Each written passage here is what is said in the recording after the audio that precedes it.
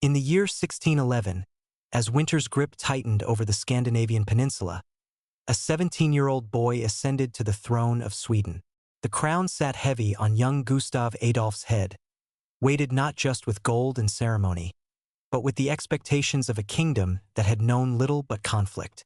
Snow fell silently on the cobblestones of Stockholm as the coronation bells rang out across the archipelago, their bronze voices carrying promises of change across the darkening waters. Gustav Adolf was born into a world of perpetual twilight, where the sun barely kissed the horizon during the long winter months, and where Sweden existed as little more than a peripheral power on the edge of European consciousness. His father, Charles IX, had left him a realm beset by enemies. Denmark controlled the southern approaches, Poland-Lithuania pressed from the east, and Russia loomed like a shadow beyond the forests of Karelia. The young king's inheritance was a country of farmers and fishermen, of pine forests and granite cliffs, seemingly destined to remain forever on the margins of greatness. But there was something different about this pale, serious boy who now wore the crown of the vases. In his blue eyes burned an intensity that spoke of visions beyond the narrow confines of Scandinavian politics. As he stood in the great hall of Stockholm Castle, receiving the homage of his nobles, Gustav Adolf was already dreaming of transformation. The wind howled through the castle's ancient stones, carrying with it the scent of distant battles and the promise of glory yet to come. The Sweden that Gustav Adolf inherited was a land of contrasts, where magnificent wilderness met grinding poverty, where ancient traditions collided with the urgent demands of modernization. The population barely exceeded 1 million souls, scattered across vast distances of forest and lake, mountain and meadow. Most lived as their ancestors had for countless generations, eking out existence from the harsh northern soil, their lives regulated by the rhythm of seasons that seemed more extreme with each passing year. Yet beneath this surface of rural simplicity lay resources that would prove crucial to Sweden's future greatness. The mines of Dalarna produced some of Europe's finest iron ore, while the endless forests provided timber and tar in quantities that made foreign merchants' eyes gleam with anticipation. The Swedish peasantry, hardened by generations of struggle against an unforgiving climate, possessed a resilience and discipline that would soon prove invaluable on distant battlefields. Gustav Adolf's education had prepared him well for the challenges ahead. Unlike many princes of his era, who were raised in pampered isolation, the young Swedish king had been tutored in the harsh realities of statecraft and warfare. His teachers included some of Europe's most brilliant military theorists, men who had studied the revolutionary changes sweeping across the continent's battlefields. From them, Gustav Adolf learned that warfare was evolving from a crude contest of strength into a sophisticated science requiring precision, coordination, and innovation. The military inheritance left by his father was both a blessing and a burden. Charles IX had begun the process of military reform, recognizing that Sweden's traditional levy system was inadequate for the demands of modern warfare. But the work remained incomplete, and Gustav Adolf found himself commanding an army that was neither fully traditional nor fully modern, caught in an awkward transition that left it vulnerable to more advanced opponents. The young king's first challenge came almost immediately. The Kalmar War with Denmark had been dragging on for years, a bitter conflict that drained Sweden's limited resources while offering little prospect of decisive victory. Christian IV of Denmark, a monarch of considerable military experience and political cunning, viewed his young Swedish rival with a mixture of condescension and calculation. The Danish king believed that this untested boy could be easily intimidated or outmaneuvered, a miscalculation that would prove costly in the years to come. Gustav Adolf's approach to the Danish conflict revealed the analytical mind that would later revolutionize European warfare. Rather than simply throwing his forces against Danish strongholds, he began a systematic study of his enemy's strengths and weaknesses. He spent long nights in his private chambers, poring over maps by candlelight, calculating distances and supply routes, studying the seasonal patterns that might affect military operations.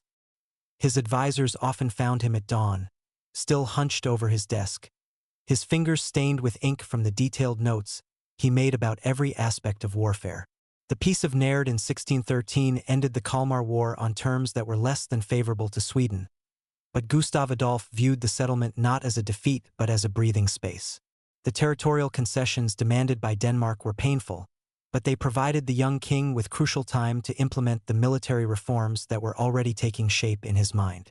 As he signed the treaty documents, Gustav Adolf was already planning the transformation that would make such humiliating compromises unnecessary in the future.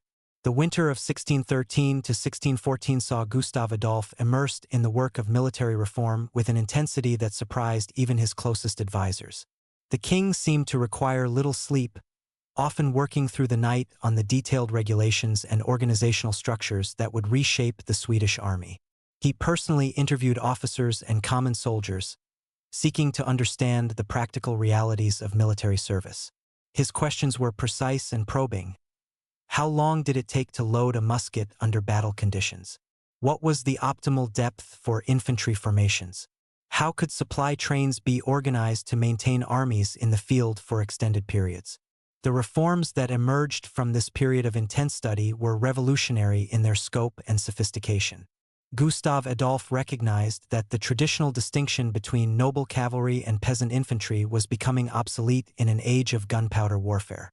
Instead, he envisioned an army organized around professional units where merit rather than birth determined advancement, where every soldier understood his role in complex tactical maneuvers, and where discipline was maintained through shared purpose rather than fear alone. The transformation of Swedish infantry became the foundation of all subsequent military success. Gustav Adolf abandoned the unwieldy formations favored by most European armies, creating instead smaller, more flexible units that could adapt quickly to changing battlefield conditions. His musketeers were trained to fire in coordinated volleys that could shatter enemy formations, while pikemen learned to coordinate their movements with clockwork precision. The king personally supervised training exercises, often participating in mock battles to test new tactical concepts. Artillery received particular attention in Gustav Adolf's reforms. The young king had studied the siege warfare that dominated contemporary military thinking and concluded that traditional heavy cannons, while impressive, were too cumbersome for the mobile warfare he envisioned. Working with Swedish metalworkers and foreign experts, he developed lighter, more portable pieces that could keep pace with advancing infantry while delivering devastating firepower at crucial moments. These leather guns, reinforced with metal bands, represented a compromise between firepower and mobility that would prove decisive in future campaigns. The naval dimension of Swedish power also underwent systematic reform under Gustav Adolf's direction. The king understood that control of the Baltic Sea was essential to Sweden's security and expansion. He commissioned the construction of new warships designed specifically for Baltic conditions, vessels that combined the firepower necessary for fleet actions with the shallow draft required for operations in coastal waters. The naval yards of Stockholm rang with the sound of hammers and saws as shipwrights worked to create a fleet worthy of Gustav Adolf's ambitions. Financing these military reforms required extraordinary measures that tested the young king's political skills. Sweden's economy, while possessing valuable natural resources, lacked the sophisticated financial mechanisms that supported the great powers of Western Europe. Gustav Adolf worked closely with Dutch and German financiers to develop new methods of raising capital, pledging future mining revenues and customs duties to secure the loans necessary for military modernization.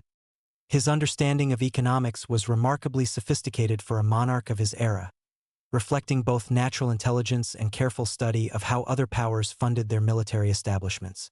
The administrative reforms that accompanied military modernization were equally comprehensive. Gustav Adolf recognized that effective military power required efficient civil administration, and he set about restructuring the Swedish government to support his expanding ambitions. New departments were created to handle military supply, recruitment, and logistics, while existing offices were reorganized to eliminate duplication and corruption. The king insisted on detailed records of all expenditures and regularly audited government accounts personally, his meticulous attention to administrative detail becoming legendary among his officials. Education and culture also received royal attention during this period of intense reform. Gustav Adolf understood that Sweden's future greatness would depend not only on military prowess but on the intellectual development of its people. He supported the expansion of schools and universities, encouraging the translation of foreign works on mathematics, engineering, and natural philosophy. The king himself was an voracious reader, his personal library containing works in multiple languages on subjects ranging from theology to military engineering. The religious dimension of Gustav Adolf's reign cannot be ignored in understanding his later military campaigns. The young king was a devout Lutheran who viewed the Catholic Counter-Reformation as both a spiritual and political threat to Protestant Europe. His correspondence reveals a man who genuinely believed that God had chosen him to defend Protestant Christianity against Catholic oppression. This religious conviction would provide both moral justification and practical motivation for his later intervention in the 30 Years' War. By 1617, the transformation of Swedish military power was sufficiently advanced for Gustav Adolf to test his reforms in actual combat. The opportunity came in the form of renewed conflict with Russia, a war that would demonstrate the effectiveness of Swedish military innovations while providing valuable experience for the greater challenges ahead. The Ingrian War, as this conflict came to be known, saw Gustav Adolf's new model army in action for the first time against a major opponent. The Siege of Novgorod in 1617 showcased the tactical innovations that Gustav Adolf had been developing. Rather than relying on traditional siege methods, which might have taken months to achieve success, the Swedish army employed coordinated artillery bombardments and infantry assaults that quickly breached the city's defenses. The king personally directed the artillery placement, his mathematical training evident in the precise calculations used to determine firing angles and distances. The rapid fall of this important Russian stronghold sent shockwaves through Eastern Europe and announced Sweden's emergence as a major military power. The Treaty of Stalbovo in 1617 marked Gustav Adolf's first significant diplomatic triumph. The terms secured for Sweden were far more favorable than anyone had expected, reflecting both the military pressure applied during the campaign and the young king's growing skill in negotiation. Sweden gained control of Ingria and Kexholm, effectively cutting Russia off from the Baltic Sea and establishing Swedish dominance over the region's maritime trade routes. More importantly, the successful conduct of the war had proven the effectiveness of military reforms and boosted confidence throughout the Swedish army. The Polish phase of Gustav Adolf's military career began in 1621 and would continue intermittently for more than a decade. This conflict, officially a dispute over Gustav Adolf's claim to the Polish throne through his father's earlier marriage, was in reality a struggle for dominance in the Baltic region. Poland-Lithuania under Sigismund III Vasa possessed considerable military resources and was supported by both Habsburg Austria and Catholic clergy, who viewed the conflict as part of the broader struggle between Protestantism and Catholicism. The Livonian campaigns that followed demonstrated Gustav Adolf's evolving mastery of military art. Unlike the relatively straightforward siege warfare that had characterized the Russian conflict, operations in Livonia required complex coordination between land and sea forces, sophisticated logistics to supply armies operating far from Swedish bases, and diplomatic skill to manage relationships with various local populations. The king's headquarters became a school of military science, where officers from across Protestant Europe came to study Swedish methods. The Siege of Riga in 1621 represented perhaps the finest example of Gustav Adolf's military methodology. The city was strongly fortified and defended by experienced Polish troops under competent leadership. Traditional siege approaches would have required enormous casualties and months of expensive operations. Instead, Gustav Adolf employed a combination of naval blockade, coordinated artillery bombardment, and precisely timed infantry assaults that achieved victory in weeks rather than months. Foreign observers were amazed by the discipline and precision of Swedish troops, who executed complex maneuvers under fire with the precision of parade ground demonstrations. Gustav Adolf's personal leadership style during these campaigns became legendary among his troops. Unlike many monarchs who remained safely behind the lines while their armies fought, the Swedish king was constantly visible to his soldiers, sharing their dangers and hardships. He slept in the same camps, ate the same food, and exposed himself to the same risks as common soldiers. This personal example created bonds of loyalty that transcended traditional military discipline, transforming the Swedish army into a force united by genuine devotion to their monarch. The administrative challenges of maintaining armies in the field across the Baltic revealed another dimension of Gustav Adolf's genius. The king developed sophisticated systems for military supply that allowed Swedish forces to operate effectively at great distances from their homeland. Local resources were carefully catalogued and exploited, while supply ships maintained regular communication with Swedish bases. The famous Swedish discipline that became feared throughout Europe was based not only on military training but on the reliable provision of food, clothing, and equipment that kept troops in fighting condition. The financial costs of these extended campaigns required increasingly sophisticated methods of war finance. Gustav Adolf pioneered the use of contributions levied on occupied territories, not as random plunder but as systematic taxation designed to support military operations while maintaining local economic productivity. These methods, while controversial, proved remarkably effective at reducing the burden on Swedish taxpayers while maintaining large armies in the field for extended periods. The intellectual development of Gustav Adolf during these years of almost constant warfare was remarkable. His letters and official documents reveal a mind that was constantly analyzing, learning, and adapting. He corresponded with military theorists across Europe, comparing notes on tactical innovations and strategic concepts. His personal library grew to include works on mathematics, engineering, natural philosophy, and history, all studied with the practical goal of improving military effectiveness. The king's interest in technological innovation extended beyond purely military applications. He supported experiments in metallurgy that improved both weapons and tools, encouraged improvements in navigation that enhanced Swedish naval capabilities, and promoted agricultural innovations that increased food production. Gustav Adolf understood that military power ultimately depended on economic strength, and he worked systematically to develop Sweden's productive capacity. By 1629, Gustav Adolf had transformed Sweden from a peripheral kingdom into a major European power. The Truce of Altmark with Poland secured Swedish control over the Prussian ports, providing crucial customs revenues that would help finance future military operations. More importantly, the truce freed Swedish forces for deployment elsewhere, creating opportunities for intervention in the great European conflict that was then raging across Central Europe. The decision to intervene in the 30 Years' War was perhaps the most momentous of Gustav Adolf's reign. The conflict had been raging since 1618, pitting Protestant and Catholic powers against each other in a struggle that seemed to threaten the very survival of Protestant Christianity. By 1630, Catholic forces under the command of Albrecht von Wallenstein and Count Tilly had achieved a series of stunning victories that left Protestant Germany defensed and demoralized. Gustav Adolf's entry into this conflict was motivated by a complex mixture of religious conviction, political calculation, and personal ambition. As a devout Lutheran, he genuinely believed that God had called him to defend Protestant Europe against Catholic oppression. As a politician, he recognized that Habsburg dominance of Central Europe would ultimately threaten Swedish security. As a young monarch with dreams of glory, he was attracted by the opportunity to win lasting fame on the battlefields of the empire. The landing at Peenemünde in June 1630 marked the beginning of Gustav Adolf's German adventure. The Swedish army that disembarked on the Pomeranian coast was the finest military force in Europe, hardened by years of Baltic warfare and equipped with the most advanced weapons and tactics of the age. Yet the challenges facing this relatively small force were enormous.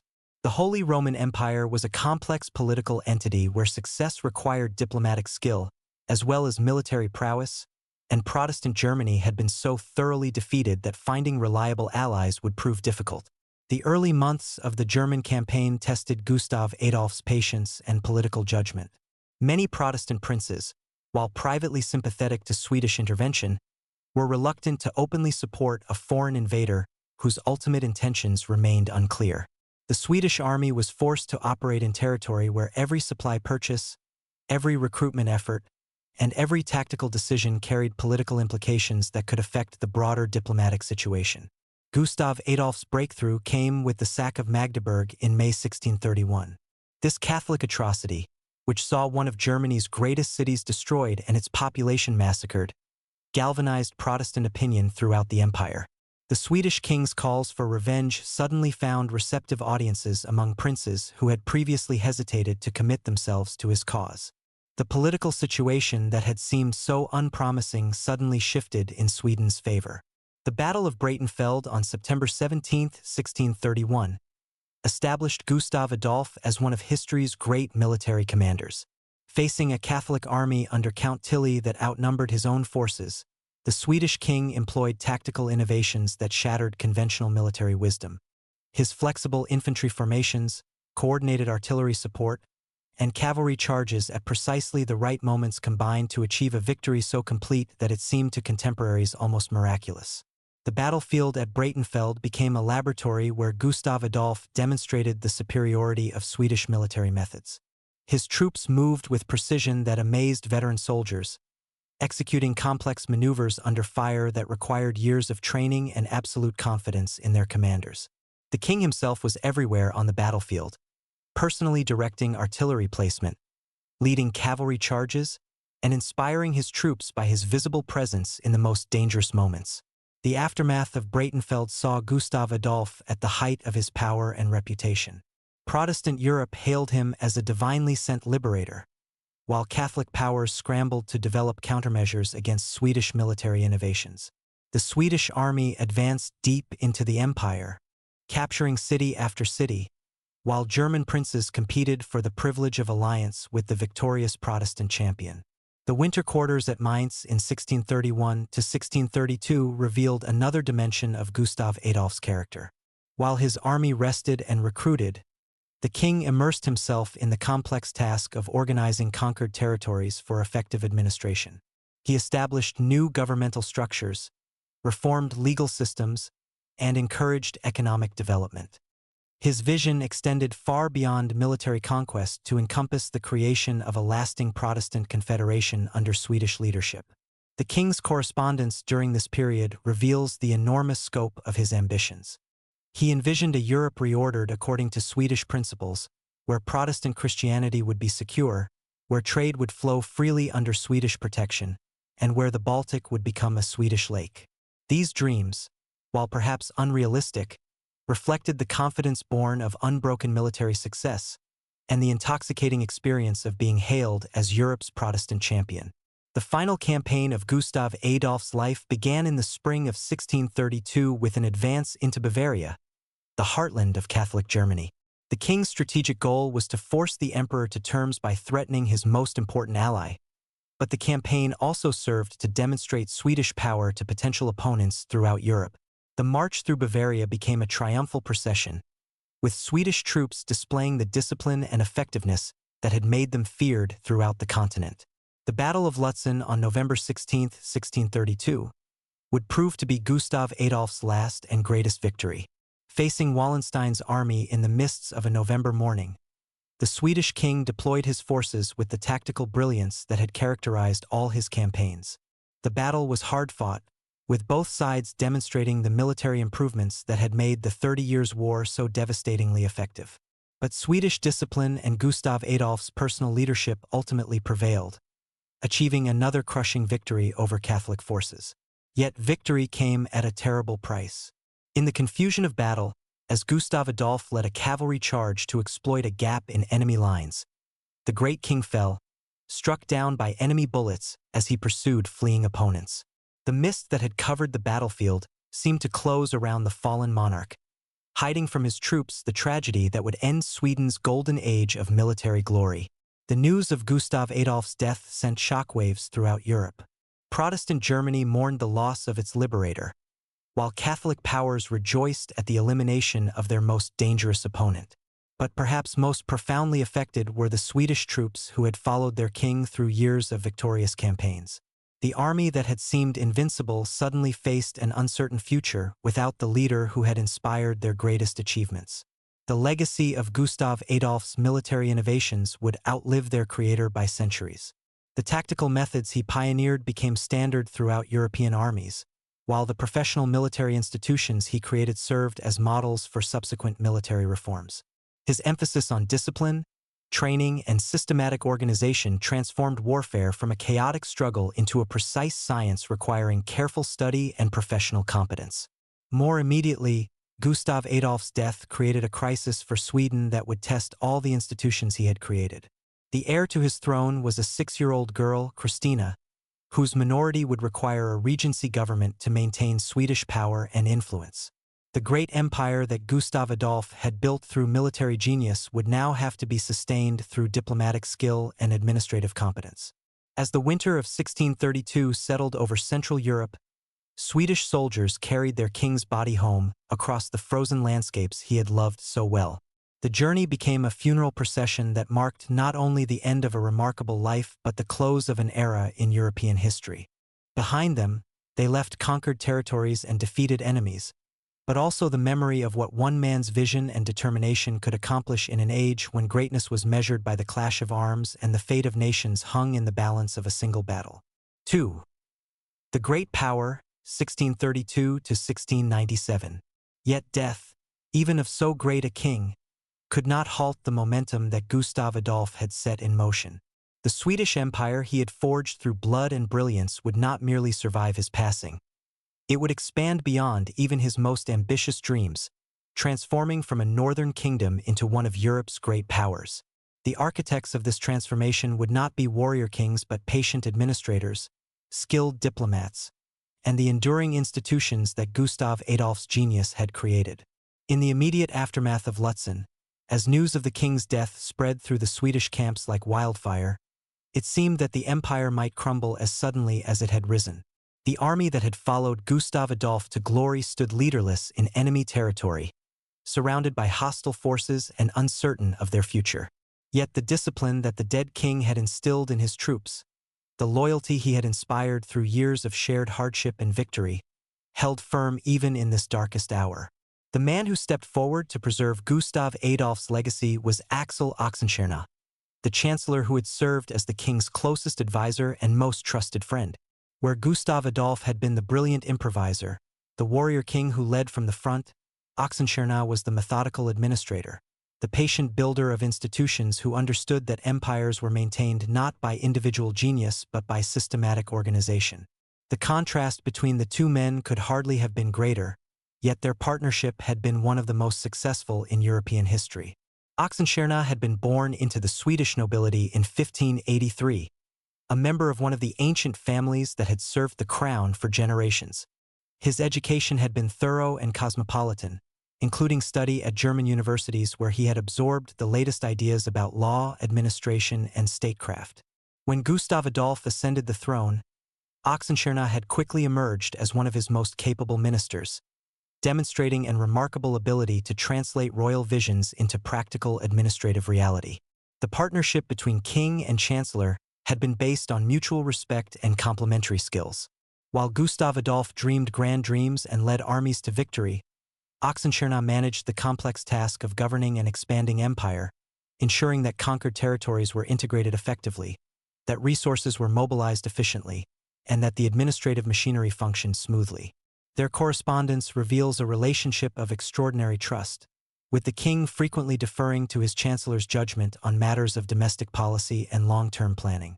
Now, with Gustav Adolf dead and his heir a 6-year-old child, Oxenstierna faced the greatest challenge of his career. The regency government he established in Stockholm would have to maintain Swedish power and influence without the charismatic leadership that had been so crucial to recent successes. The other great powers of Europe watched carefully for signs of Swedish weakness, ready to exploit any opportunity to reclaim territories or influence lost during Gustav Adolf's triumphant campaigns. The first test came almost immediately. The Catholic forces defeated at Lutzen had quickly regrouped under new leadership, while the German Protestant princes who had allied with Sweden began to waver in their commitments. Some questioned whether a regency government could provide the decisive leadership that the military situation demanded, while others worried that Swedish power had been too dependent on Gustav Adolf's personal genius to survive his loss. Oxenstierna's response demonstrated the administrative brilliance that would characterize his long tenure as regent. Rather than attempting to replace Gustav Adolf's personal leadership with his own, he systematized and institutionalized the methods that had made Swedish power so effective. The military reforms that the king had improvised were codified into detailed regulations, the diplomatic procedures he had developed were transformed into standard protocols, and the administrative innovations he had introduced were expanded into comprehensive systems. The Swedish army that emerged from this process of institutionalization was different from the personal instrument that Gustav Adolf had wielded, but it was also more durable and reliable. Professional officers trained in Swedish military academies replaced the mixture of foreign experts and Swedish nobles who had served under the king. Standardized equipment and tactics eliminated the variations that had sometimes caused confusion in battle. Most importantly, the army developed a corporate identity and professional ethos that did not depend on the presence of any single charismatic leader. The diplomatic challenges facing the regency were equally complex. Sweden's position in the 30 Years' War remained precarious despite the victory at Lutzen, and the network of alliances that Gustav Adolf had constructed required careful maintenance to prevent defections. Oxenstierna proved remarkably adept at this delicate work, using a combination of military pressure, financial incentives, and careful negotiation to hold together the Protestant coalition. The Peace of Westphalia in 1648 represented the culmination of Oxenstierna's diplomatic efforts and established Sweden's position as one of Europe's great powers. The treaty negotiations, which lasted for years and involved representatives from across the continent, required extraordinary patience and skill. Swedish negotiators had to balance competing demands from allies, manage pressure from enemies, and secure the maximum possible gains for their country while avoiding renewed warfare. The terms secured for Sweden exceeded even Gustav Adolf's most optimistic expectations. The empire gained western Pomerania, including the vital port of Stettin, along with the bishoprics of Bremen and Verden. These acquisitions gave Sweden control over the mouths of several major German rivers, ensuring Swedish influence over Central European commerce for generations to come. More importantly, Sweden's status as a guarantor of the peace settlement meant that any future changes to the German constitution would require Swedish consent. The transformation of Sweden into a great power involved more than territorial expansion or diplomatic recognition. The entire structure of Swedish society had to be adapted to support the empire's new role and responsibilities. The nobility, previously a class of provincial landowners with limited horizons, had to be educated and trained for service in an empire that stretched from Finland to the Rhine. The clergy, long focused on local parishes and theological disputes, had to develop the missionary zeal necessary to spread Swedish influence and Protestant Christianity across conquered territories. Perhaps most remarkably, the Swedish peasantry, who formed the backbone of the empire's military and economic strength, had to be transformed from subsistence farmers into the productive citizens of a modern state.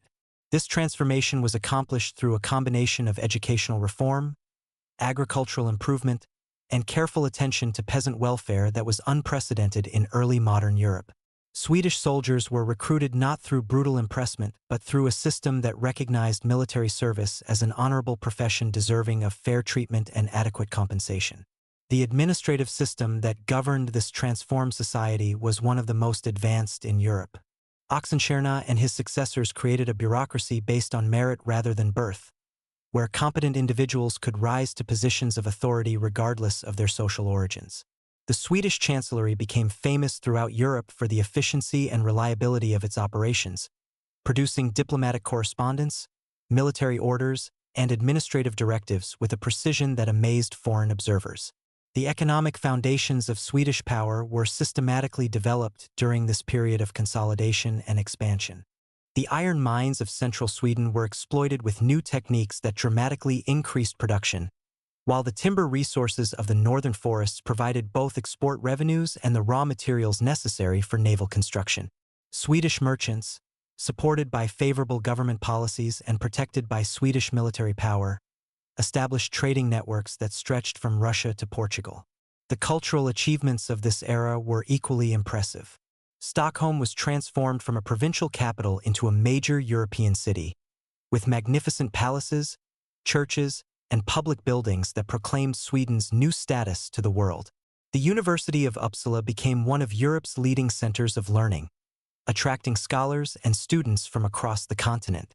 Swedish literature, music, and art flourished under royal patronage, creating a distinctive cultural identity that reflected both indigenous traditions and international influences. The reign of Queen Christina, which began when she reached majority in 1644, added new dimensions to Swedish cultural development.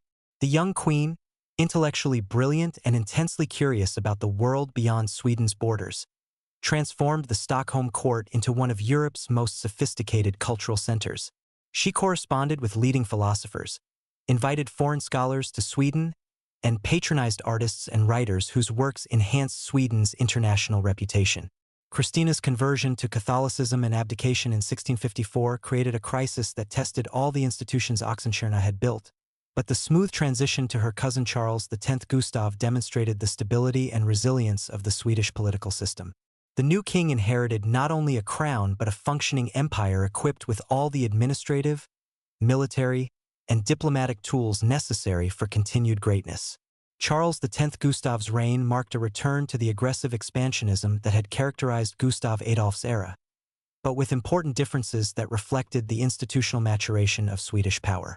Where Gustav Adolf had improvised brilliant solutions to immediate problems, Charles X Gustav worked within established systems and procedures. Where the earlier king had relied on personal charisma and individual genius, his successor drew on the collective expertise of professional institutions. The Polish War that dominated Charles X Gustav's reign demonstrated both the strengths and limitations of Swedish power in its mature form. Swedish armies moved with the precision and effectiveness that had become their trademark, but they operated within a strategic framework that was more cautious and methodical than Gustav Adolf's bold improvisations. The famous march across the frozen Danish Straits in 1658, while tactically brilliant, was carefully planned and executed according to detailed contingency plans rather than being the product of battlefield inspiration.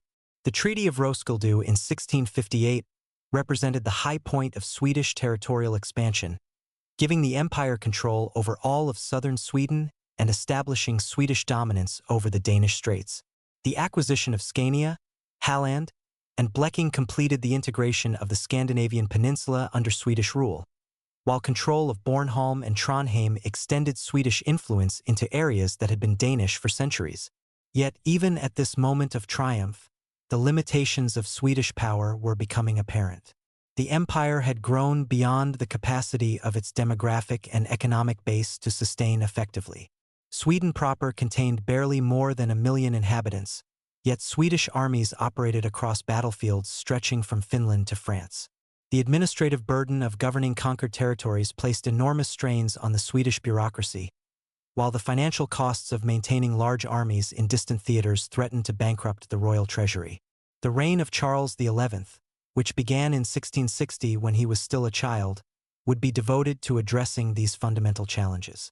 The regency government that ruled during his minority, led by experienced administrators who had learned their craft under Oxenstierna, focused on consolidation rather than expansion, seeking to strengthen the foundations of Swedish power rather than adding new territories that might prove impossible to defend. The administrative reforms of this period were comprehensive and far-reaching. The Swedish government was reorganized according to rational principles that eliminated redundancy and improved efficiency. The military was restructured to reduce costs while maintaining effectiveness, with greater emphasis placed on reserve forces and local militias that could provide defense without the enormous expense of professional armies. Most importantly, the economy was systematically developed to provide the resources necessary to sustain Sweden's great power status.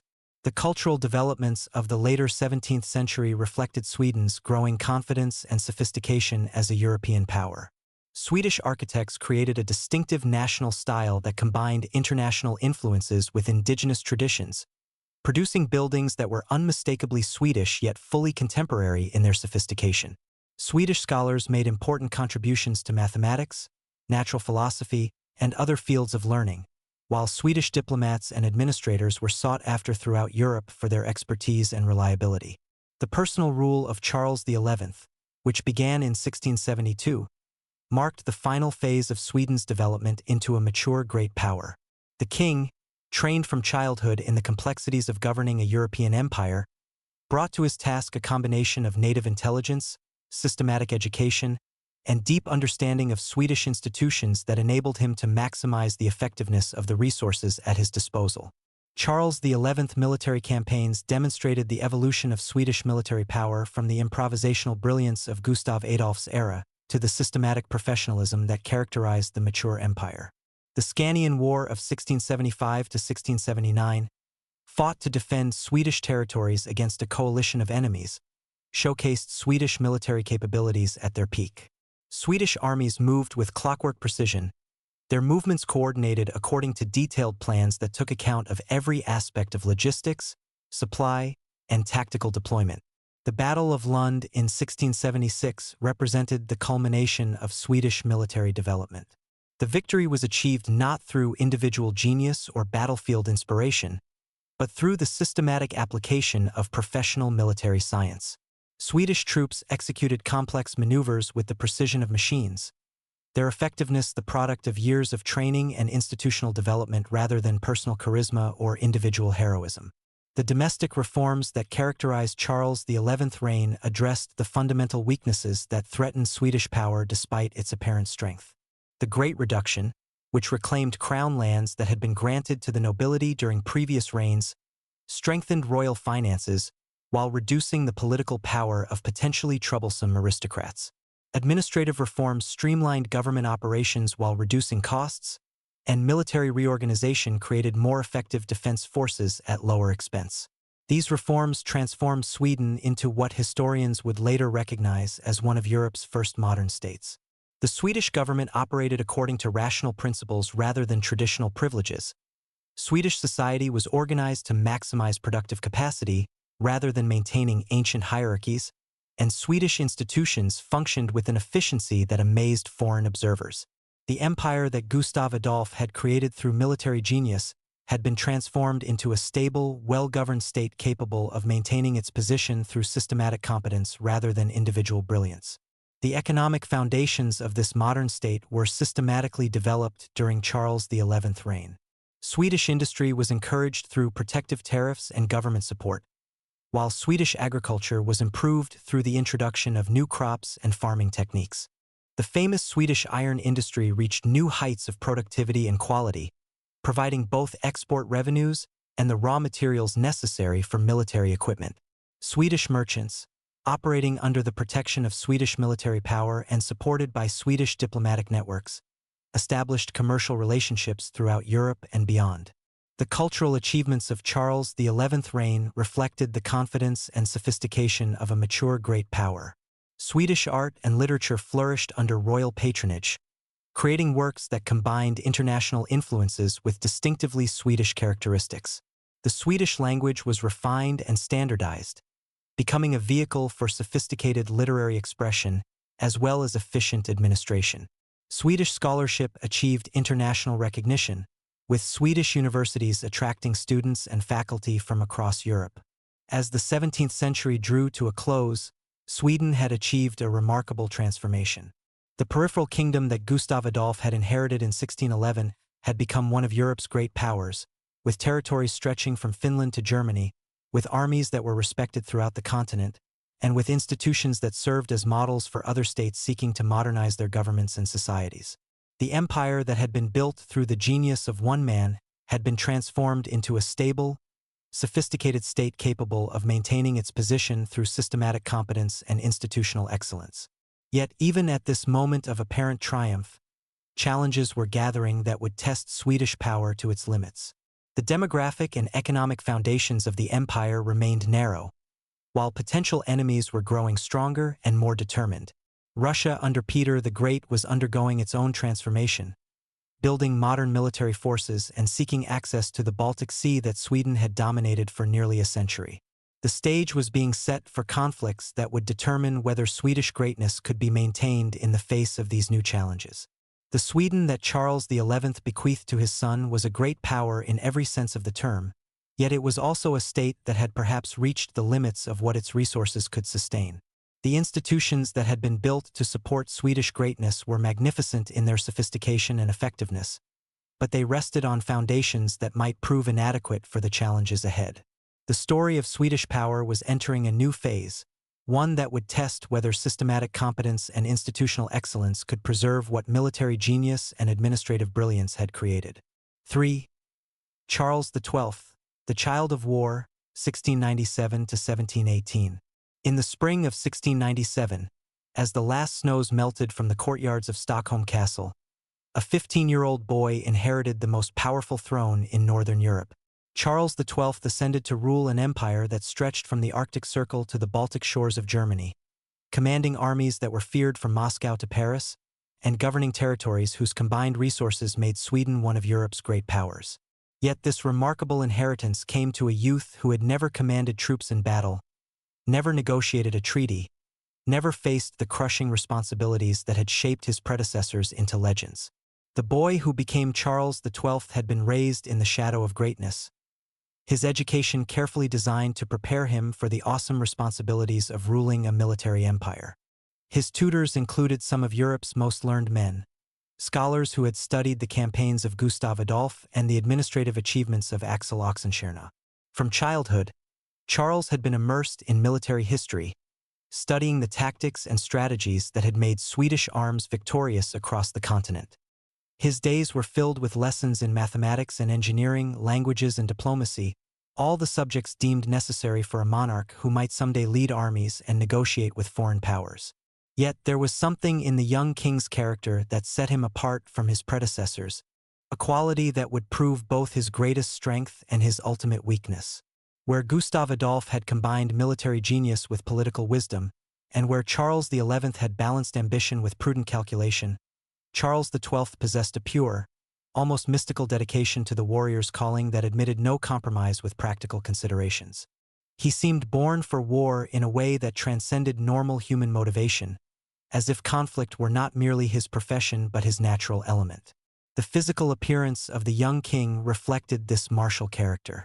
Tall and lean, with penetrating blue eyes and prematurely serious features, Charles XII looked older than his years and carried himself with a dignity that impressed even veteran courtiers. His voice, when he spoke in council meetings or reviewed troops, possessed an authority that seemed to come from some inner conviction rather than his royal rank. Those who met him were struck by his intensity, the sense that here was a young man who lived entirely in the present moment and was prepared to stake everything on his own judgment. The education that had shaped this remarkable character was both comprehensive and narrowly focused. Charles XII had mastered the languages necessary for European diplomacy and could conduct correspondence in German, French, and Latin with equal facility. He understood mathematics well enough to calculate artillery trajectories and engineering problems, and his knowledge of geography enabled him to visualize military campaigns across vast distances. Yet for all this learning, his interests remained stubbornly military, as if everything else were merely preparation for the battlefield glories he was destined to achieve. The Sweden that Charles XII inherited in 1697 appeared to be at the height of its power and prosperity. The administrative system created by his predecessors functioned with remarkable efficiency, generating revenues that supported both a powerful military establishment and an increasingly sophisticated court culture. Swedish diplomats were respected throughout Europe for their skill and reliability, while Swedish armies were feared for their discipline and effectiveness. The empire's territories were well-governed and generally peaceful, their populations loyal to the Swedish crown and productive enough to support the burdens of great power status. Yet beneath this surface of strength and stability, careful observers could detect signs of potential weakness. The demographic foundation of Swedish power remained narrow, with the empire's core population of barely more than 1 million people asked to support military and administrative commitments that stretched across half of Europe. The financial costs of maintaining great power status placed constant pressure on royal revenues, while the empire's far-flung territories were difficult to defend against determined opponents. Most ominously, Sweden's potential enemies were growing stronger and more ambitious, particularly Russia under the dynamic leadership of Tsar Peter I. The first years of Charles XII's reign passed peacefully, with the young king devoting himself to mastering the complexities of government while his experienced ministers managed the day-to-day business of empire. The Swedish court during this period was one of Europe's most brilliant, attracting scholars, artists, and diplomats from across the continent.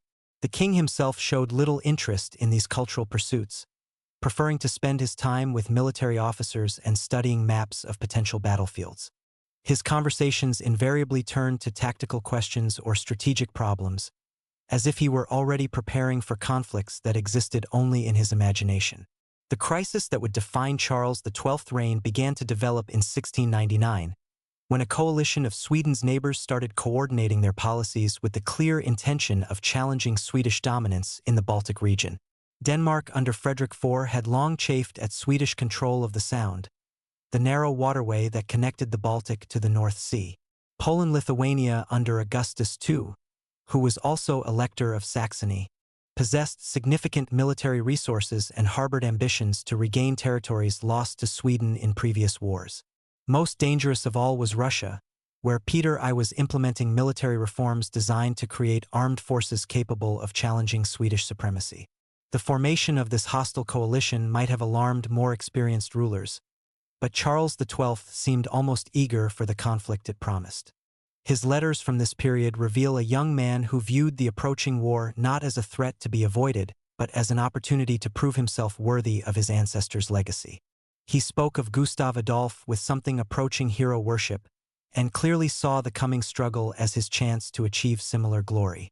The measured caution that had characterized his father's reign was utterly foreign to Charles XII's temperament. The Great Northern War began in earnest in 1700, when Danish forces invaded Holstein-Gottorp, Sweden's German ally, while Saxon troops moved against Swedish positions in Livonia. The coordination of these attacks was intended to divide Swedish forces and prevent effective response to either threat. Augustus II of Poland had calculated that Swedish power, however impressive on paper, could not effectively respond to simultaneous challenges on multiple fronts separated by hundreds of miles. Charles XII's response to this multi-front crisis revealed both his strategic instincts and his characteristic boldness. Rather than attempting to defend everywhere at once, the young king chose to concentrate his forces for decisive action against one enemy at a time. His decision to strike first at Denmark was strategically sound, as Danish control of the Sound could potentially cut Sweden's communications with its German territories. The speed and decisiveness of his reaction caught his enemies completely off guard. The landing at Hummelbäck in August 1700 demonstrated that Swedish military capabilities had not declined during the peaceful years of Charles XI's later reign. Swedish troops moved with the precision and coordination that had made them famous throughout Europe, their discipline evident in every aspect of the operation. The young king personally supervised the landing, his presence on the beach inspiring his soldiers while demonstrating his willingness to share their dangers. Foreign observers were amazed by the confidence and skill displayed by troops who had not seen major combat for over 20 years.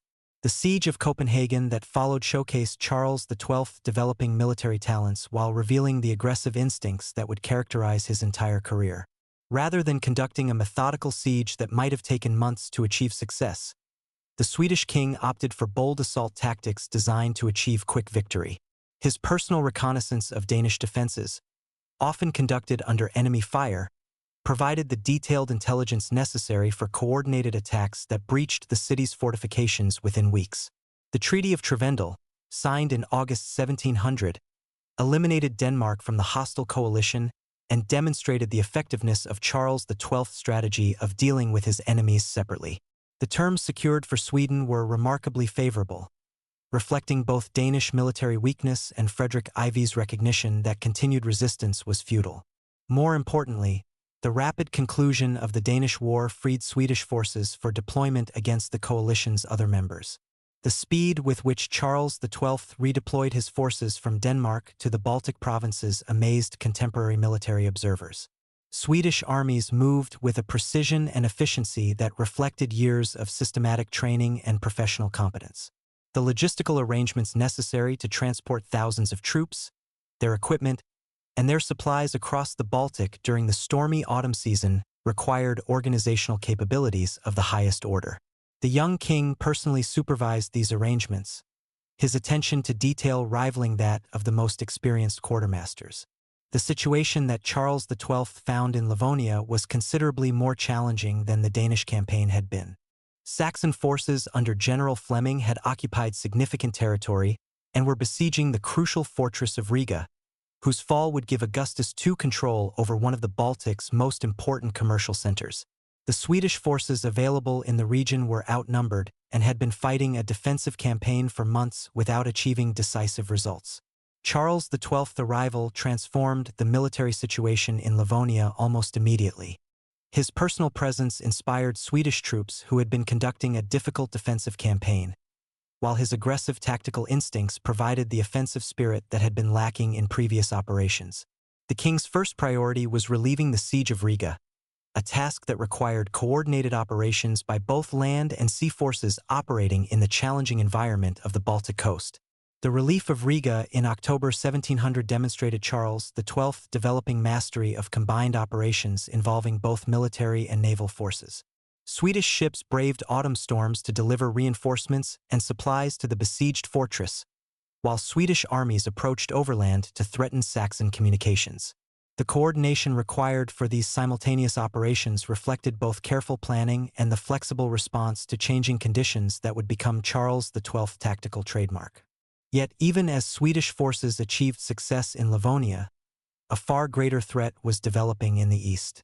Peter I of Russia had used the diversion created by Danish and Saxon attacks to launch his own invasion of Swedish territories, sending large armies against both Ingria and Karelia. The Russian forces involved in these operations were far more numerous than anything Sweden's other enemies could deploy, and they were commanded by officers who had studied European military methods and were implementing systematic reforms designed to modernize Russian military capabilities. The siege of Narva that began in September 1700 represented Peter I's first serious attempt to capture a major Swedish fortress and establish Russian credibility as a military power capable of challenging Swedish dominance. The Russian army that invested Narva was enormous by contemporary standards, numbering over 40,000 troops and including both traditional Russian units and new formations trained according to European methods. The siege artillery was impressive in both quantity and quality, while the engineering works constructed around the fortress demonstrated sophisticated understanding of contemporary siege warfare. Charles XII's decision to march to the relief of Narva was perhaps the most crucial of his entire reign. The distance involved was enormous. The season was advancing toward winter, and the enemy forces he would face far outnumbered his own army. Yet the young king seemed to thrive on such challenges, viewing them not as obstacles to be avoided but as opportunities to achieve the kind of spectacular victory that would establish his reputation throughout Europe. The march to Narva became an epic demonstration of Swedish military capabilities and royal leadership. Charles XII's army moved through increasingly difficult terrain as winter closed in, their progress hampered by snow, ice, and the logistical challenges of maintaining supply lines across hundreds of miles of hostile territory. The king shared every hardship with his troops, sleeping in the same camps, eating the same food, and exposing himself to the same dangers. His example inspired levels of loyalty and dedication that enabled the Swedish army to maintain its cohesion despite the enormous challenges it faced. The Battle of Narva on November 30, 1700, became one of the most celebrated victories in Swedish military history and established Charles XII's reputation as one of Europe's great military commanders. The tactical situation facing the Swedish army appeared almost hopeless, with Russian forces outnumbering them by more than 3-1 and occupying strong defensive positions around the besieged fortress. Yet Charles XII's tactical innovations and inspirational leadership combined to achieve a victory so complete that it seemed miraculous to contemporary observers. The weather conditions on the day of battle favored Swedish tactical methods while hampering Russian defensive arrangements. A severe snowstorm reduced visibility and made coordination difficult for the larger Russian forces, while Swedish troops, trained in winter warfare and accustomed to operating in harsh conditions, maintained their discipline and effectiveness. Charles XII's decision to attack during the storm demonstrated the bold tactical instincts that would characterize his entire military career. The battle itself unfolded with dramatic suddenness that caught Russian commanders completely off guard.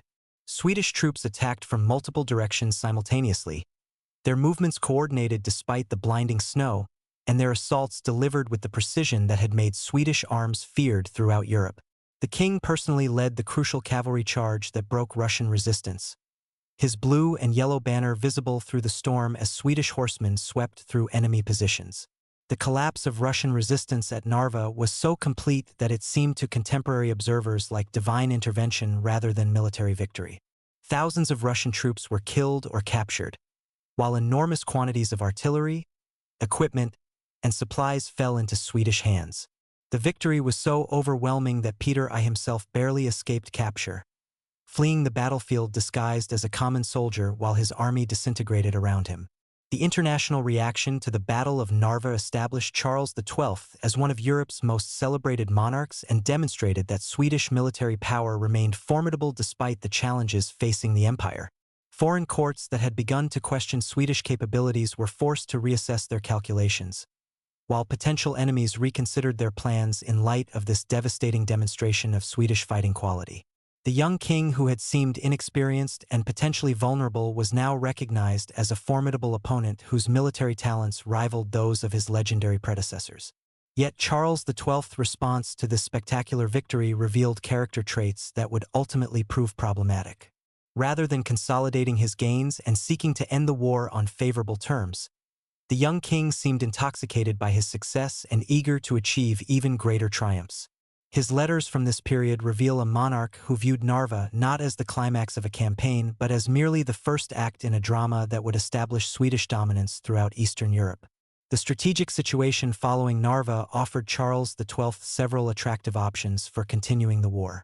He could have pursued the defeated Russian forces deep into their own territory, potentially capturing Moscow and forcing Peter I to accept humiliating peace terms. Alternatively, he could have concentrated his forces against Augustus II, eliminating Poland-Lithuania from the hostile coalition and securing Sweden's southern flank. Each option offered significant advantages and reflected sound strategic thinking.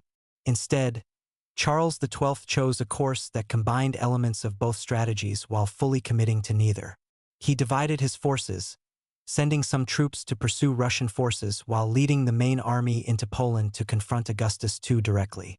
This decision reflected the young king's confidence in Swedish military superiority and his belief that Swedish forces could achieve victory on any battlefield regardless of the odds they faced. The Polish campaign that began in 1701 would consume 6 years of Charles XII's reign and demonstrate both the strengths and limitations of Swedish military power. Poland-Lithuania was a vast country with a complex political structure that made conventional conquest extremely difficult. The elective monarchy meant that removing Augustus II from the throne required not just military victory, but also the complex political maneuvering necessary to secure the election of a pro-Swedish candidate. The early phases of the Polish campaign showcased Charles XII developing skills as both a military commander and a political leader. Swedish forces moved through Polish territory with their characteristic discipline and effectiveness, defeating Saxon armies in a series of engagements that demonstrated continued Swedish military superiority. The king's personal leadership remained inspirational, his presence on every battlefield providing the moral force that enabled relatively small Swedish armies to defeat much larger opponents. The Battle of Klissow in 1702 represented perhaps the finest example of Charles XII's tactical genius during the Polish campaigns. Facing a combined Saxon-Polish army that significantly outnumbered his own forces, the Swedish king employed sophisticated tactical maneuvers that separated enemy forces and defeated them in detail. His use of terrain, timing, and coordinated attacks by different arms demonstrated a mastery of military art that rivaled the greatest commanders in European history. The political dimension of the Polish campaign proved more challenging than its military aspects. Charles XII's goal of replacing Augustus II with a more compliant ruler required navigating the complex relationships between various Polish noble factions, each with their own interests and ambitions. The Swedish king's temperament, which was perfectly suited to the clear-cut challenges of battlefield command, was less well adapted to the subtle negotiations and compromises that Polish politics demanded. The election of Stanislaw Leszczynski as King of Poland in 1704 represented Charles XII's greatest political achievement and demonstrated his ability to operate effectively in the complex world of European diplomacy. The new Polish king was clearly a Swedish client, yet his election had been accomplished through methods that maintained at least the appearance of legitimacy within Polish constitutional traditions. The success seemed to vindicate Charles XII's strategy of combining military pressure with political maneuvering. Yet even as Swedish forces achieved success in Poland, the strategic situation was deteriorating in ways that would ultimately prove decisive. Peter I had used the time purchased by Charles XII's focus on Poland to rebuild Russian military capabilities according to European standards. New armies were being trained, new fortifications constructed, and new alliances negotiated that would ultimately surround Sweden with a hostile coalition more formidable than any the empire had previously faced. The reconstruction of Russian military power during the Polish campaigns represented one of the most remarkable administrative achievements in European history.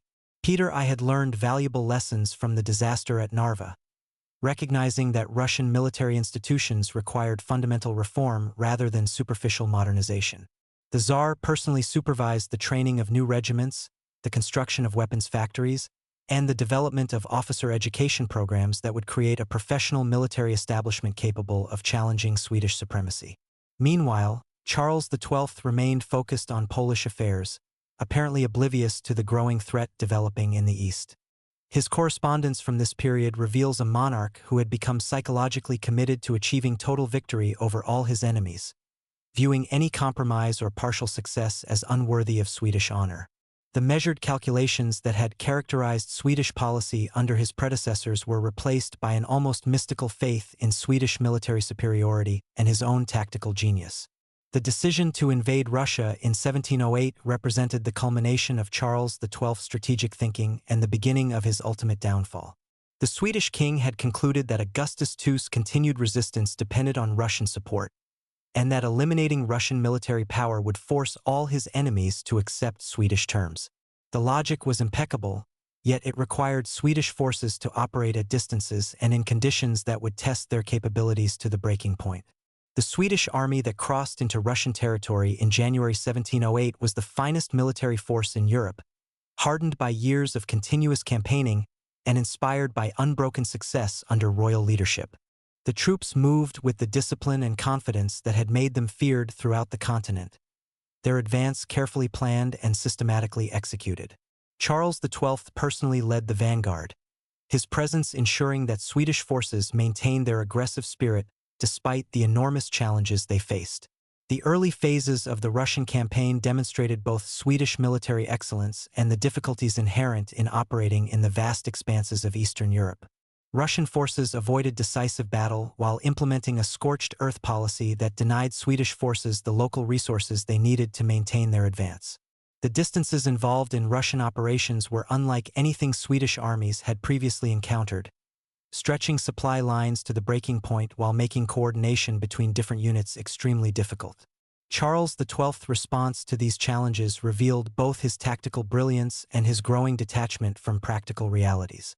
Rather than modifying his strategic goals to match available resources, the Swedish king seemed to view Russian defensive tactics as merely temporary obstacles that could be overcome through superior willpower and tactical skill. His letters from this period display an almost mystical confidence in Swedish destiny and his own role as the instrument of Swedish greatness. The decision to turn south toward Ukraine in late 1708 represented Charles XII's attempt to solve the logistical problems that were hampering his advance on Moscow. The Ukrainian hetman Ivan Mazepa had promised Swedish support and supplies in exchange for Swedish recognition of Ukrainian independence from Russian rule. The alliance seemed to offer both the resources necessary to continue the campaign and the political advantages that would come from Russian internal divisions. The march into Ukraine became an ordeal that tested Swedish military capabilities to their limits. The winter of 1708 to 1709 was exceptionally severe, with temperatures dropping to levels that made military operations almost impossible. Swedish soldiers, despite their renowned discipline and endurance, suffered terribly from cold, hunger, and disease. The supply arrangements that had worked effectively in previous campaigns proved inadequate for the vast distances and harsh conditions of the Ukrainian steppes. Charles XII's personal leadership during this crisis period demonstrated both his greatest strengths and his most dangerous weaknesses. His willingness to share every hardship with his troops, his refusal to consider retreat despite the mounting difficulties, and his continued confidence in ultimate victory inspired extraordinary loyalty among Swedish forces. Yet this same inflexibility, which appeared heroic in the face of temporary setbacks, became potentially disastrous when applied to strategic problems that required pragmatic solutions rather than heroic gestures. The siege of Poltava beginning in May 1709 represented Charles XII's final gamble for victory in the Russian campaign. The fortress was strategically important as a key to controlling the Dnieper River Valley, while its capture would demonstrate Swedish military power to Ukrainian allies who were beginning to waver in their support. Yet the siege also committed Swedish forces to a fixed position where Russian armies could concentrate against them, negating the mobility that had been crucial to previous Swedish successes. The Battle of Poltava on June 28, 1709, became the decisive engagement of Charles XII's reign and marked the beginning of Sweden's decline as a great power. The tactical situation facing Swedish forces was extremely challenging, with Russian armies significantly outnumbering Charles XII's remaining troops and occupying strong defensive positions. The Swedish king himself was wounded and unable to provide personal leadership at crucial moments, while Swedish forces were exhausted by months of campaigning under the most difficult conditions. Yet, despite these disadvantages, the Battle of Poltava was far closer than its ultimate outcome might suggest. Swedish troops attacked with their traditional discipline and courage, achieving initial successes that might have led to victory under more favorable circumstances. Charles XII, despite his wounds, attempted to direct the battle from a litter, his presence still providing moral inspiration to troops who had followed him through years of victorious campaigns. The collapse of Swedish resistance at Poltava was sudden and complete, transforming what had appeared to be a closely contested battle into a catastrophic defeat that effectively ended Swedish military power. The army that had dominated European battlefields for nearly a century was destroyed in a few hours of desperate fighting, its survivors scattered across the Ukrainian countryside or captured by triumphant Russian forces. The young king who had seemed invincible found himself fleeing toward the Ottoman frontier with only a handful of loyal followers. The immediate aftermath of Poltava saw the complete collapse of Swedish power in Eastern Europe. Russian forces occupied Swedish territories that had been secure for generations, while former allies rushed to abandon their commitments to a power that no longer seemed capable of protecting its own interests. The empire that Gustav Adolf had built and Charles XI had consolidated seemed to disintegrate as suddenly as it had been created. Charles XII's flight to Ottoman territory and his 5-year exile at Bender represented both a personal tragedy and a symbol of Swedish decline. The king who had once commanded the respect of Europe was reduced to dependence on Turkish hospitality, his continued presence in Ottoman lands serving mainly to complicate diplomatic relationships between the Sultan and other European powers. Yet even in exile, Charles XII refused to accept the reality of Swedish defeat or to consider the compromises that might have preserved some portion of his father's inheritance. The years at Bender revealed both Charles XII's extraordinary personal qualities and the psychological limitations that had contributed to his ultimate failure.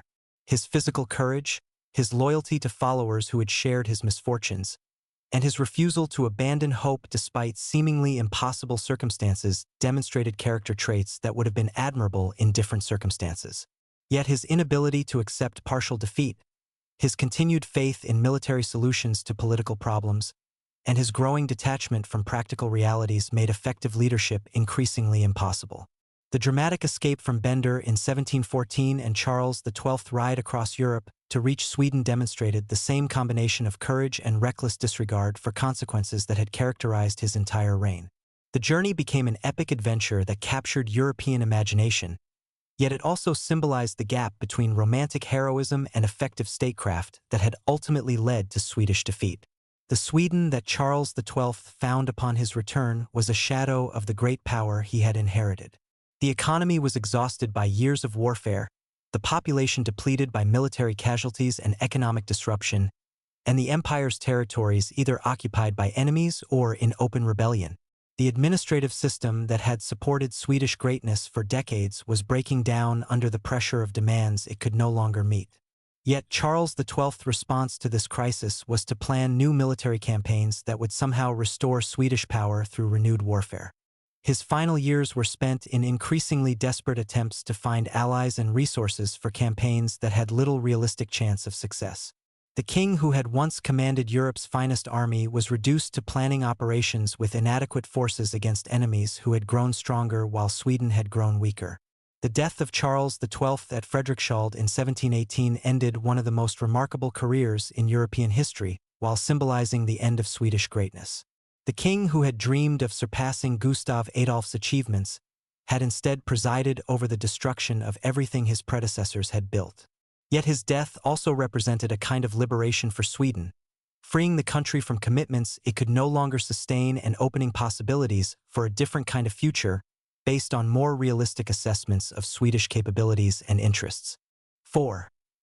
The Fall and the Peace, 1721. The bullet that struck Charles XII at Frederiksskjold pierced more than the body of a king. It shattered the dreams of an empire that had stretched its ambitions too far across the frozen wastes of northern Europe. As news of the royal death spread through the Swedish camp like ripples across a still lake, soldiers who had followed their warrior king through 20 years of ceaseless warfare stood silent in the Norwegian snow, understanding instinctively that an era had ended as abruptly as a candle flame extinguished by winter wind. The Sweden that Charles XII left behind was unrecognizable from the great power he had inherited in 1697. Where once Swedish banners had flown over territories from Finland to the Rhine, now enemy armies occupied the empire's most valuable provinces. The Baltic, which Swedish admirals had once called Sweden's inland sea, was dominated by Russian fleets whose very existence would have seemed impossible 2 decades earlier. The military machine that had made Swedish arms feared throughout Europe lay in ruins, its finest regiments destroyed on distant battlefields, its survivors scattered across a continent that no longer trembled at the mention of Swedish power. In Stockholm, the news of the king's death arrived with the first winter storms, carried by exhausted messengers who had ridden through enemy-occupied territory to reach the capital. The court that received this terrible intelligence was a shadow of its former magnificence, its halls echoing with the absence of those who had followed Charles XII to glory and destruction. The great nobles who had once competed for the privilege of serving the crown now faced the grim task of salvaging something from the wreckage of Swedish greatness. The immediate crisis was political as well as military. Charles XII had died without direct heirs, and the succession laws were unclear about whether his sister Ulrika Eleonora or his nephew Charles Frederick of Holstein-Gottorp should inherit the throne. Under normal circumstances, such disputes might have been resolved through negotiation and compromise. But with enemy armies approaching Swedish heartland and the country's finances in complete collapse, there was no time for extended constitutional debates. Ulrika Eleonora's supporters moved quickly to secure her recognition as queen, arguing that the desperate circumstances facing Sweden required immediate action rather than legalistic delays. Their success was less a triumph of legal argument than a recognition that only a ruler already in Sweden could hope to address the crisis facing the realm. Charles Frederick, despite his strong hereditary claims, remained in Holstein and was effectively powerless to assert his rights while Swedish territories were under enemy occupation. The new queen who accepted the crown of Sweden in 1719 was a woman of considerable intelligence and practical wisdom, yet even her most devoted supporters recognized that she faced challenges that might have overwhelmed the greatest monarchs in Swedish history. The empire that Gustav Adolf had built through military genius and that Charles XI had consolidated through administrative brilliance was dissolving with the same dramatic suddenness that had characterized its creation.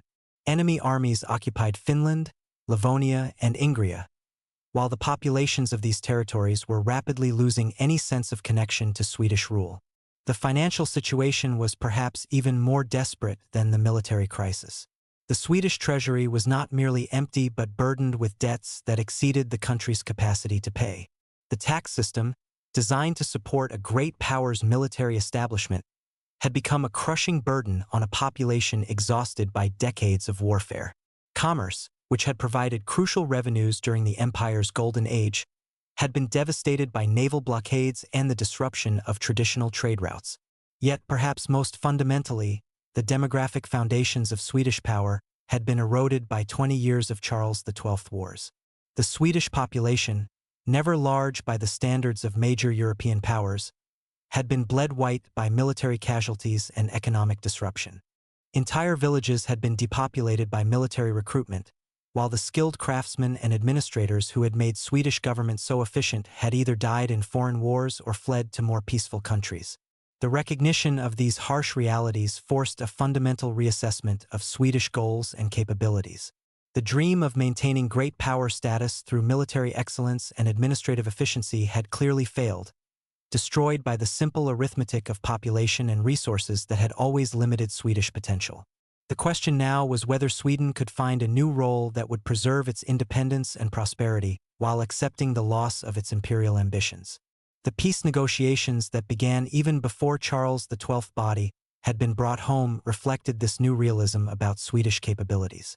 Swedish diplomats, led by men who had learned statecraft in the hard school of military defeat, approached these discussions without the arrogant confidence that had characterized earlier Swedish diplomacy. They understood that Sweden's negotiating position was weak and that preserving anything from the wreckage of empire would require skill, patience, and the willingness to make painful concessions. The most crucial negotiations were with Russia, whose armies occupied the most valuable Swedish territories and whose naval power dominated the Baltic Sea.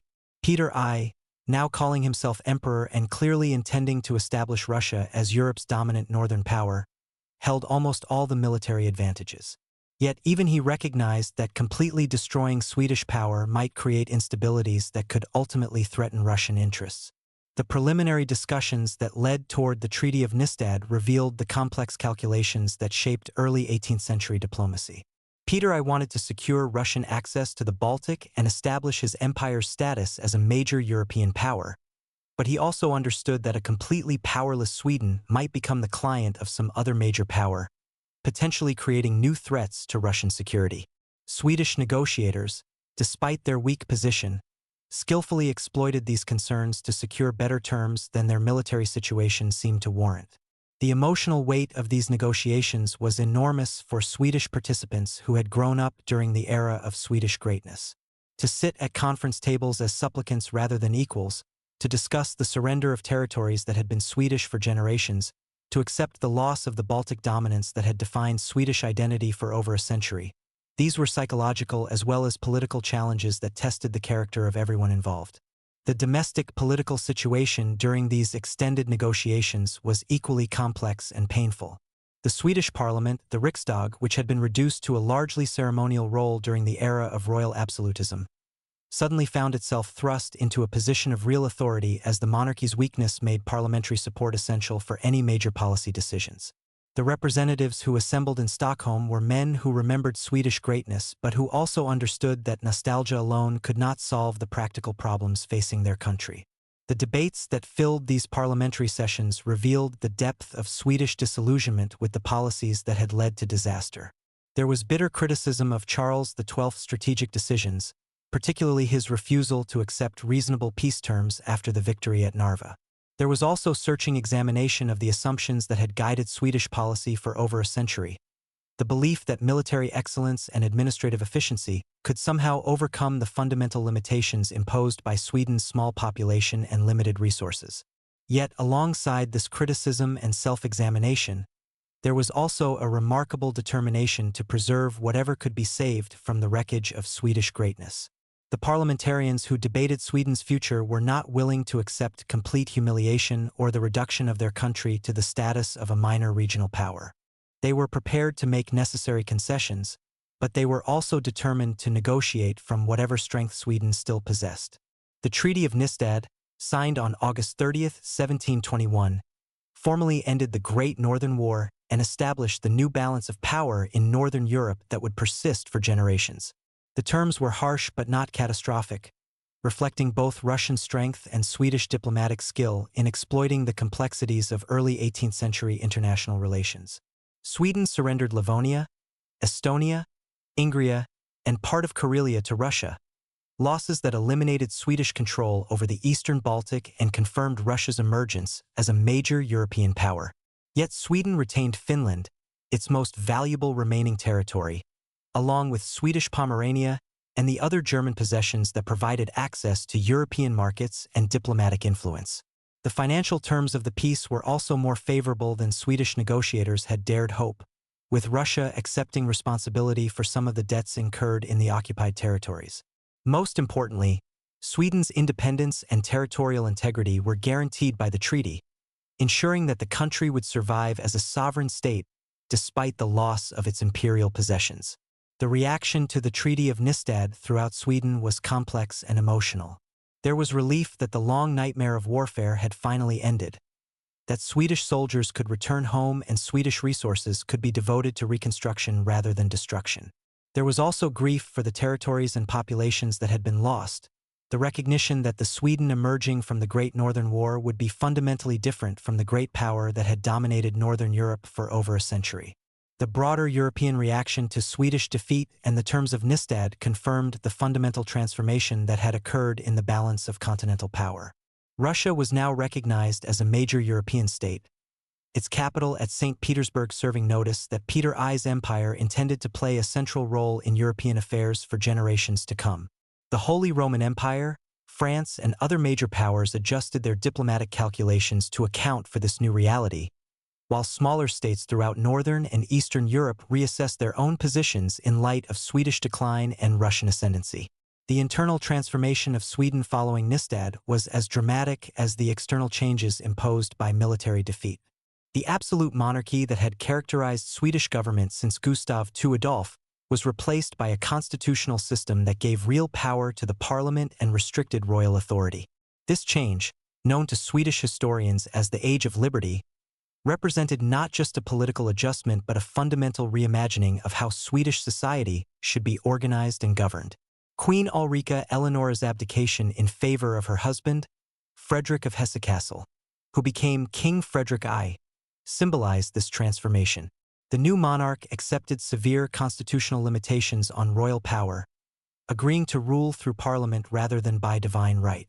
The Royal Council, which had been reduced to an advisory role during the era of absolutism, regained real executive authority and became the effective government of Sweden. This constitutional transformation was accompanied by equally dramatic changes in Swedish economic and social policy. The military establishment, which had consumed enormous resources during the imperial era, was reduced to a size appropriate for a medium-sized European state. The nobility, whose power had been based largely on military service and imperial administration, had to adapt to a world where commercial and agricultural success mattered more than martial prowess. The cultural impact of these changes was profound and lasting. Swedish literature, art, and music during the post-imperial era reflected themes of loss, nostalgia, and adaptation that would influence Swedish culture for generations. The heroic military narratives that had dominated Swedish cultural expression during the imperial era gave way to more introspective works that examined the costs of greatness and the values that should guide a smaller, more peaceful society. The economic reconstruction of post-imperial Sweden required fundamental changes in how the country organized its productive activities. The war industries that had supported Swedish military power were converted to peaceful purposes, while new industries were developed to take advantage of Sweden's natural resources and skilled population. The iron mines that had provided material for Swedish cannons now produced tools and machinery for peaceful construction, while the forests that had supplied timber for warships now served growing international markets for lumber and wood products. Agricultural development became a priority in ways that would have been impossible during the imperial era, when military needs took precedence over all other considerations. Swedish farmers, freed from the crushing burden of supporting vast military establishments, could invest in improvements that increased productivity and prosperity. New crops and farming techniques were introduced from other European countries, while government policies encouraged agricultural innovation and expansion. The diplomatic position of post-imperial Sweden required equally fundamental adjustments. Swedish diplomats, who had once negotiated as representatives of a great power, now had to learn the more subtle arts required for middle-power diplomacy. Sweden's geographic position and remaining resources still gave it some international influence, but this influence had to be exercised through alliance systems and careful balance of power calculations, rather than through military intimidation. The relationship with Russia, Sweden's most powerful neighbor and recent conqueror, was particularly delicate and important. Swedish policymakers recognized that antagonizing the new Russian Empire would be both futile and dangerous, yet they were also determined to prevent further Russian encroachments on Swedish territory or interests. The diplomatic balance required to maintain good relations while preserving Swedish independence required skills and patience that had not been necessary during the era of Swedish military supremacy. The human cost of Sweden's imperial adventure was slowly tallied in the years following Nystad. Entire families had been wiped out during Charles XII campaigns, while others had seen their sons disappear into the vast expanses of Eastern Europe never to return. The demographic recovery that began after 1721 was slow and painful, requiring generations to restore the population levels that had existed before the Great Northern War. Yet alongside this process of recovery and adjustment, There was also a gradual recognition that Sweden's post-imperial future might offer compensations for what had been lost. The resources that had been devoted to military glory could now be used for internal development, while the talents that had made Swedish administration so effective could be applied to peaceful purposes. The Sweden that emerged from the imperial era would be smaller and less influential internationally, but it might also be more prosperous and stable domestically. The memory of Swedish greatness persisted long after the reality had disappeared, shaping Swedish culture and identity in ways that would influence the country's development for centuries. The achievements of Gustav Adolf, the administrative brilliance of Oxenstierna, and even the tragic heroism of Charles XII became part of a national mythology that provided both inspiration and warning for future generations. Sweden had achieved greatness once, but the costs of that achievement had ultimately proved unbearable. As the 1720s progressed and Sweden adapted to its new circumstances, a different kind of national character began to emerge. The aggressive militarism that had characterized the imperial era gave way to a more cautious and pragmatic approach to international relations. The pursuit of glory through military conquest was replaced by efforts to achieve prosperity through commerce and internal development. The dream of dominating Northern Europe was abandoned in favor of the more modest but ultimately more achievable goal of maintaining Swedish independence and well-being. The transformation was symbolized by the capital city itself, where the great palaces built during the imperial era stood as monuments to vanished glory, while new construction reflected more modest but sustainable ambitions. Stockholm remained an important Baltic port and cultural center, but it was no longer the seat of an empire that aspired to reshape European politics through military might. The final irony of Swedish imperial history was that the country's decline as a great power coincided with the beginning of what would prove to be a more lasting and perhaps more meaningful form of success. The administrative skills, cultural sophistication, and technological capabilities that had supported Swedish imperial ambitions provided the foundation for a different kind of achievement based on internal development rather than external conquest. The Baltic Sea, which had once been called Sweden's Lake, now carried the ships of many nations, but Swedish merchants and Swedish products continued to cross its waters. The forests that had once provided timber for warships now supplied a growing international trade in peaceful goods. The mines that had produced iron for cannons now fed industries that created tools and machinery for construction rather than destruction. In the end, perhaps the greatest legacy of the Swedish Empire was not the territories it had conquered or the battles it had won, but the demonstration of what a small nation could achieve through unity, determination, and skillful leadership. The Sweden that emerged from the imperial era was chastened but not broken, smaller but potentially wiser, less powerful but perhaps more genuinely prosperous. The echo of those great days lingered in the Baltic mists, in the stories told around winter fires, in the faded banners hanging in ancient churches. Swedish ships no longer cut through icy waters as masters of the northern seas, but they continued to sail, carrying Swedish goods and Swedish dreams to distant ports. The empire had fallen, but Sweden endured, finding in peace the stability that had ultimately eluded it in war. And so the great adventure ended, not with the crash of artillery or the clash of swords, but with the quiet scratching of diplomatic pens on parchment, the patient work of rebuilding what war had destroyed, and the gradual recognition that some dreams, however magnificent, demand a price that no nation can ultimately afford to pay. The Swedish Empire passed into history, but Sweden itself remained, ready to write new chapters in a story that would be less dramatic, but perhaps more enduring than the epic of conquest and glory that had briefly made the North the center of European attention. Their ships had once cut through the icebound waters like destiny made manifest. Now there remained only echoes in the fjords, memories crystallized in the northern light, and the hard-won wisdom that true greatness lies not in the territories conquered but in the peace preserved, the people protected, and the future secured through choices made not in the heat of battle, but in the quiet moments when nations choose their paths.